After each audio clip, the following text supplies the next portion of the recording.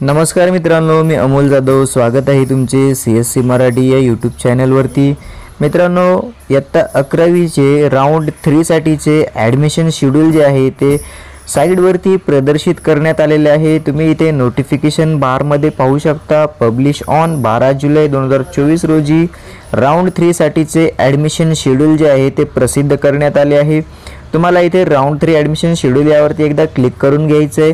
त्यानंतर ही त्याची ही PDF आहे, याला तुम्हाला फोनमध्ये किंवा लॅपटॉपमध्ये किंवा PCमध्ये डाउनलोड करून घ्यायची आहे. त्यानंतर PDF ओपन करायची आहे.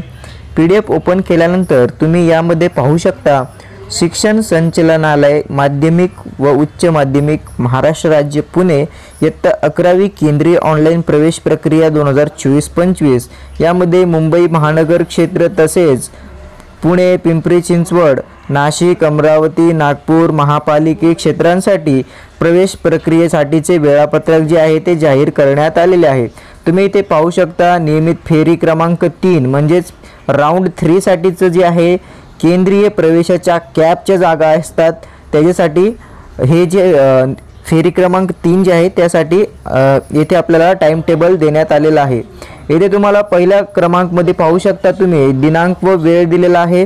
त्यानंतर दुसऱ्या कॉलममध्ये केंद्रीय प्रवेश कार्यवाहीचा तपशील दिलेला आहे व तिसरा जो कॉलम आहे यामध्ये अर्ज सादर करण्यासाठीचे सांगितलेले आहे. तर तुम्ही इथे पाहू शकता दिनांक 14/7/2024 सकाळी 10 वाजल्यापासून ते दिनांक 17/7/2024 सायंकाळी 10 वाजेपर्यंत यामध्ये तुम्हाला काय करता येणार आहे तर विद्यार्थ्यांना प्रवेश अर्ज भाग 1 जो आहे तो एडिट करता येणार आहे.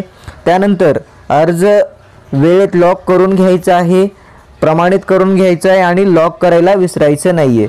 त्यानंतर दुसरा पॉईंट आहे नवीन विद्यार्थी ऑनलाईन नोंदणी करून अर्ज भाग 1 तसेच पसंती म्हणजेच भाग 2 भरू शकतात. यामध्ये तुम्हाला केवळ भाग 1 सत्यापित करून घेतलेले विद्यार्थी प्रवेशासाठी पसंती अर्ज भाग 2 भरू शकतात.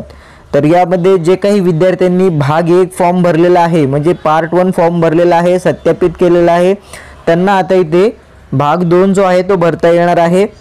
कॉलेजचे काही चेंजेस करायचे असतील तर ते देखील तुम्हाला करता येणार आहेत राऊंड 3 साठी. त्यानंतर संपूर्ण फॉर्म भरल्यानंतर तुम्हाला लॉक करून घेणं गरजेचं आहे. प्रवेशासाठी पसंतीक्रम नोंदविणे म्हणजेच नियमित फेरी 3 साठी पसंती अर्ज ज्यामध्ये आपण पार्ट 2 भरतो त्यामध्ये तुम्हाला कॉलेजेस वगैरे चेंजेस करायचे असतील किंवा स्ट्रीम चेंज करायची असेल, काही एडिट करायचं असेल भाग 2 मध्ये पार्ट 2 मध्ये तर तुम्ही हे आता करू शकता 14 तारीख ते 17 तारखेच्या दरम्यान. त्यानंतर ऑनलाईन सादर करता येईल पार्ट 2. त्यानंतर विद्यार्थ्यांना भाग 2 मध्ये किमान 1 व कमाल 10 महाविद्यालय जे आहेत ते नोंदवता येणार आहेत. त्यानंतर 1 नंबरला जर प्रवेश घेतलेली फेरी व 2 मध्ये पसंतीक्रम मिळालेले व 3 प्रवेश रद्द केलेले अर्ज या फेरीसाठी प्रतिबंधित आहेत. नियमित फेरी 2 वेळी प्रतिबंधित केलेले विद्यार्थी यामध्ये सहभागी होऊ शकतात. फक्त पसंतीक्रम भाग 2 लॉक केलेले अर्ज अलॉटमेंटसाठी व प्रवेशासाठी विचारात घेतले जातील. इथे विद्यार्थ्यांनी काळजी घ्यायची आहे. तुमचा फॉर्म जो आहे तो लॉक असेल तरच तुम्हाला इथे अलॉटमेंटसाठी विचारात घेतलं जाणार आहे. तर तुम्ही न विसरता फॉर्म जो आहे तो लॉक करून घ्यायचा आहे. यासोबतच विद्यार्थी कोटा प्रवेशासाठी ऑनलाईन पसंती नोंदवू शकतात. ज्यांना काही अप्लाय कोट्यामधून ॲडमिशन घ्यायचं आहे त्यांनी इथे अप्लाय करू शकतात कोट्यासाठी. त्यानंतर इथे आपल्याला दिनांक 18/7/2024 हा ते 19/7/2024 हा जो टाईम आहे हा डाटा प्रोसेसिंगसाठीचा टाईम आहे.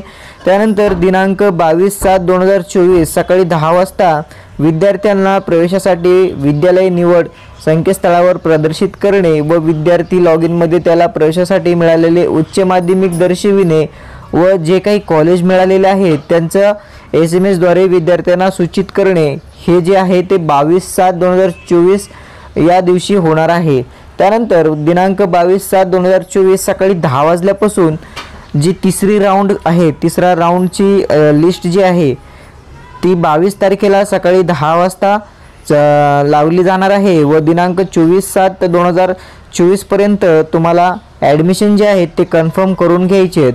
तर जे काही कॉलेजमध्ये तुमचा नंबर लागला असेल त्या कॉलेजमध्ये तुम्हाला प्रवेश घ्यायचा असेल तर विद्यार्थी लॉग इनमध्ये लॉग इन करून तुम्हाला कुठल्या कॉलेजला नंबर लागलेला आहे ते चेक करायचं आहे। त्यानंतर तुम्हाला त्या कॉलेजमध्ये ॲडमिशन हवे असेल तर प्रोसीड फॉर ॲडमिशन यावरती क्लिक करून घ्यायचे व तुम्ही जर अजूनपर्यंत 10वीचं मार्कशीट, शाळा सोडलेला दाखला अपलोड केलेला नसेल तर तुम्हाला कागदपत्रे अपलोड करून घ्यायचे व अलॉटमेंट लेटरची प्रिंट काढून जे विद्यालय तुम्हाला अलॉट झालेलं आहे त्या विद्यालयात जाऊन तुम्हाला प्रत्यक्षामध्ये ॲडमिशन जे आहे ते कन्फर्म करून घ्यायचं आहे।